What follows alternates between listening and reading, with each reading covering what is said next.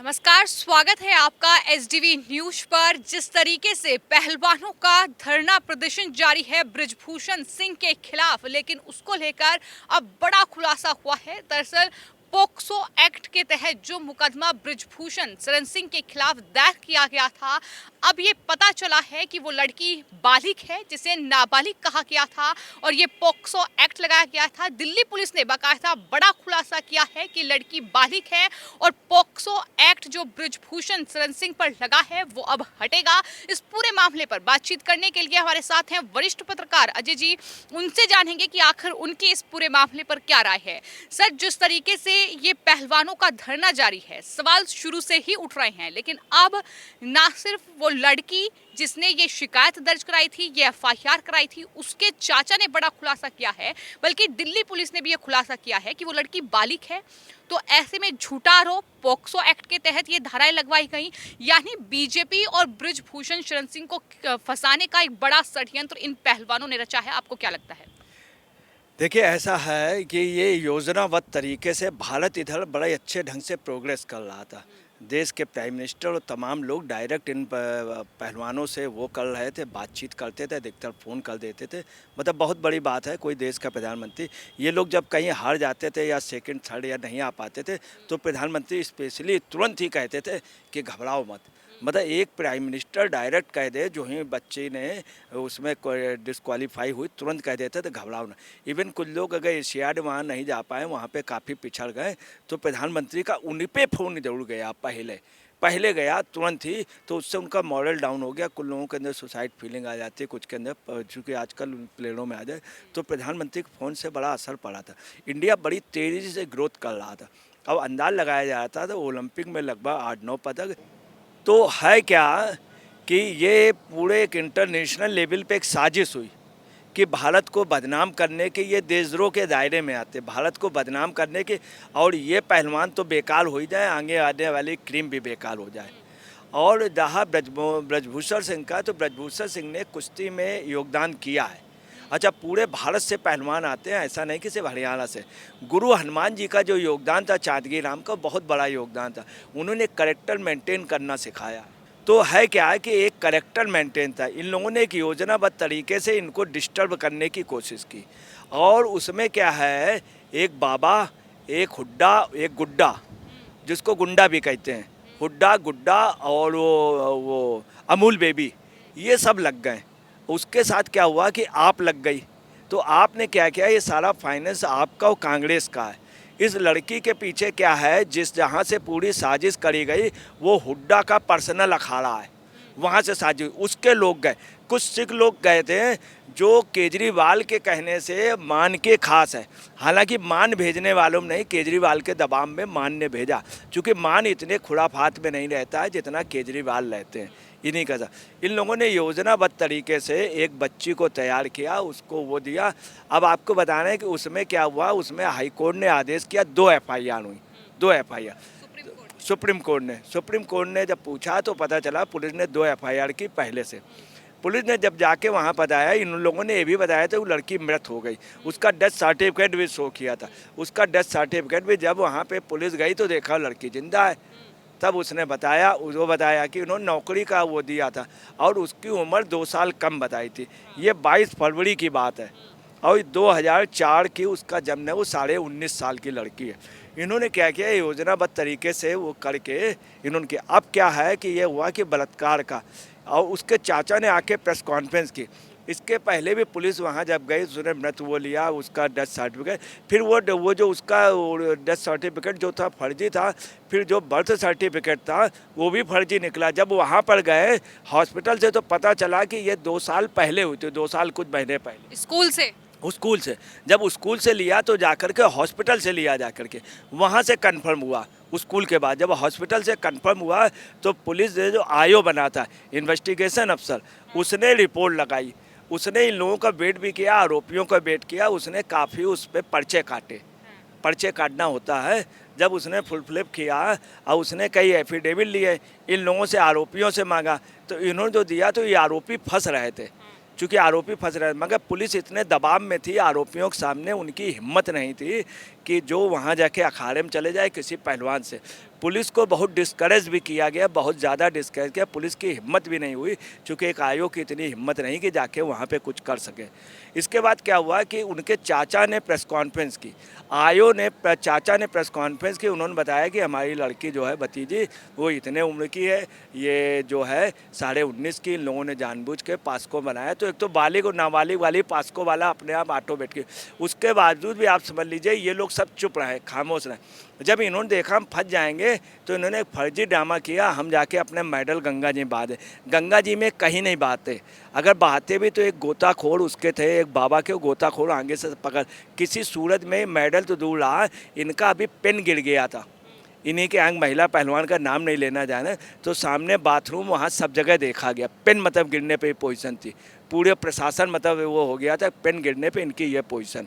दूसरी बात, जब ये यहाँ पे इनका संघर्ष हुआ, जब बिस्तरा लेकर के वो पहुँचा था, वो भारती जो एक महिला से छेड़छाड़ में बंद भी रहा, जब पहुंचा था तो वहाँ पर भी इनका कोई सामान गिर गया था। तो आपको क्या लगता है कि जिस तरीके से ये बड़ा खुलासा हुआ है, दिल्ली पुलिस ने ये बाकायदा कहा है कि पोक्सो एक्ट जो है वो हटेगा, लेकिन अब क्या इन पहलवानों पर कार्रवाई नहीं होनी चाहिए जो झूठे आरोप लगाकर इस तरीके से ब्रजभूषण शरण सिंह को फंसाने की कोशिश कर रहे हैं? देखिए, ब्रजभूषण शरण सिंह का क्या है वो तो हम नहीं कह सकते हैं, मगर जो ये आरोप है ये बिल्कुल आरोप गलत है। और ये आरोप, चूँकि ये हम नहीं कह रहे हैं, उस लड़की का जन्म जो है उससे और उसकी रिपोर्टों के अनुसार से, ये आपको बता रहे हैं कि इसमें क्या है मिली भगत का, और ये आरोप लगाया जा रहा है, ये हुड्डा लगवा रहा है, इसलिए लगवा रहा है चूँकि राजनीतिक रूप से वो खुद अध्यक्ष बनना चाहता। दूसरा, आप वगैरह चूँकि इतनी बदनाम पार्टी हो गई, हर आदमी पलट गया, जो शीश महल में बैठा है, जो अपने महल में बैठा, वो ये सब करा रहा है, जबकि ऐसा नहीं। इनके ऊपर देशद्रोह की कार्रवाई होनी चाहिए और इमीडिएट इनको अरेस्ट कर लेना चाहिए, कम से कम 14 दिन की रिमांड लेना चाहिए। और मस्ट भी जिसको अरेस्ट करना चाहिए वो हुड्डा को करना चाहिए, हुड्डा के लड़के को करना चाहिए, 14 दिन की रिमांड लेनी चाहिए। और इनको ला करके जो अरेस्ट करना चाहिए वो या तो यूपी से करना चाहिए या दिल्ली से करना चाहिए, हरियाणा से नहीं है। और टिकैत वगैरह को एक बार माफ़ कर देना चाहिए कि उनका कुछ नहीं, मगर हुड्डा को जो मेन है उनको करना चाहिए। ये जानबूझ के मामला राजनीतिक किया गया। अगर ये लोग पैदल मार्च कर देते प्राइम मिनिस्टर को, तो प्राइम मिनिस्टर को बात करनी पड़ती, राष्ट्रपति के पास चले जाते, पैदल तो बात कर, ये कुछ नहीं, ये तारीख बढ़ा रहे कि अभी तहसील में प्रदर्शन करना, वहाँ प्रदर्शन करना, वहाँ इन्होंने जो वहाँ ड्रामा किया इसीलिए ताकि हम अरेस्ट ना हो, तो हरिद्वार चले गए। हरिद्वार में योजनाबद्ध तरीके से वो आ गया टिकैत कि योजनाबद्ध तरीके से, ये सब आप समझ लीजिए। इनका जो है, इन पर अगर कार्रवाई जल्दी नहीं हुई तो देश का नुकसान होगा। देश का नुकसान कर दिया है खेल जगत का। भारत का एक नाम होने जा रहा था, साउथ एशिया में सबसे आगे होने जा रहा था, और अब जो पोजीशन है, मुझे नहीं लगता, अफसोस की बात कह रहे हैं, कि इन पहलवानों में से कोई पदक ला पाएगा। तो आपको क्या लगता है कि इस पूरे खुलासे के बाद पहलवानों का ये पूरा जो धरना प्रदर्शन चल रहा है, ये कितना कमज़ोर होगा और कितने कमज़ोर ये पड़ जाएंगे? क्योंकि ये साफ तौर पर दिखाई दे रहा है कि झूठ बोला गया है, जब उस लड़की के परिवार की ओर से ये कहा जाता है कि ये पूरा राजनीतिक षड्यंत्र है।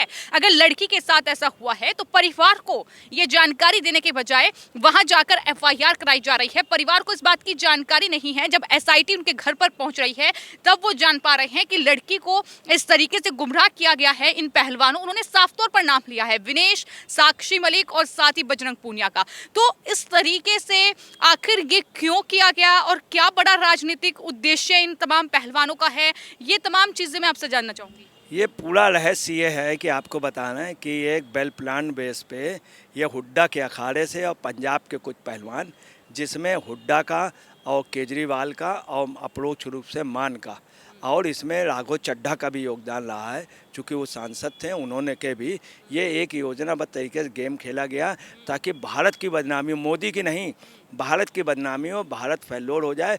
चूँकि जब मेडल मिलेंगे तो उसमें जब लिखा होगा भारत जीरो, भारत जीरो, तो भारत जीरो में कहने से रहेगा कि देखिए एक मौजूदा समय की जो सरकार है इसने सब कुछ ख़त्म कर दिया, स्पोर्ट्स भी ख़त्म कर दिया। ये दूसरी बात आपको बता रहे हैं, इनके साथ मुकदमे के साथ एक चीज़ और होना चाहिए, 150 करोड़ रुपए का रेसलिंग वालों के साथ खर्च हुआ है, 150, ये इनसे वसूला जाना चाहिए। बजरंग पुनिया पे 2 करोड़ 58 लाख रुपए खर्च हुआ, और साक्षी पे जो खर्च हुआ है 2 करोड़ 16 लाख रुपए।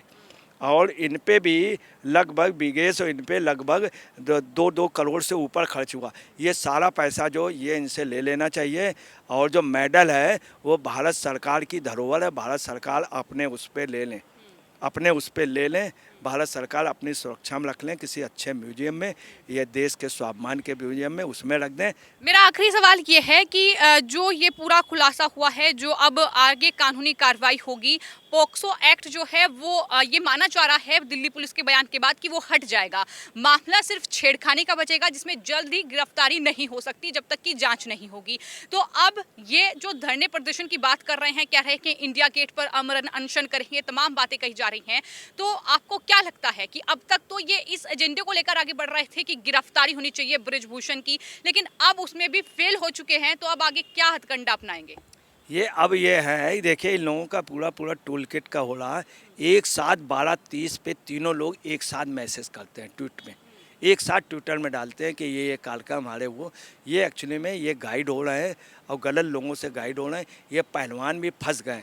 इन पहलवानों को ये करना चाहिए, इनके पीछे जो बैकिंग, हमेशा जज ये देखता है कि इंटेंशन क्या है।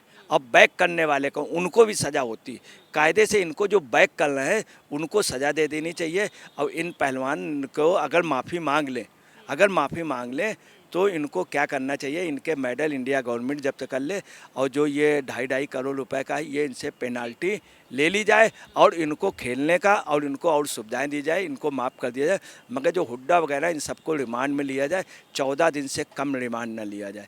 इसमें अगर आपका जितना भी बड़ा नेता हो, वो चाहे जिस फिल्मी हीरोइन का हो, वो किसी भी महल पे रहता हो, उसको घर से लाया जाए और ला करके 14 रोज के लिए रिमांड पे लेना चाहे जितने बड़े ओहदे पे हो। ठीक है। तो जिस तरीके से पहलवानों को लेकर साक्षी मलिक हो, विनेश फोगाट, बजरंग पूनिया, संगीता फोगाट, ये तमाम वो चेहरे जो आंदोलन कर रहे हैं, ये आरोप लगाकर कि बृजभूषण शरण सिंह ने यौन शोषण किया है, 10 साल तक यौन शोषण हुआ है, नाबालिग कहकर वो पोक्सो एक्ट लगाया जा रहा है। लेकिन इस पूरे मामले पर अजय जी का ये साफ तौर पर कहना है कि ये राजनीतिक षड्यंत्र है। हुड्डा और आम आदमी पार्टी के नेता जो हैं वो दरअसल इसे फंडिंग कर रहे हैं और असल में जो कार्रवाई है उन लोगों पर होनी चाहिए जो कहीं ना कहीं फंड कर रहे हैं इन तमाम पहलुओं का और राजनीतिक रूप से इस्तेमाल कर रहे हैं। वहीं इस पूरे मामले पर जो आगे कार्रवाई होगी उस पर भी हमारी नजर बनी रहेगी। फिलहाल आपका इस पूरे मामले पर क्या राय है, हमें कमेंट बॉक्स में जरूर लिखें। धन्यवाद।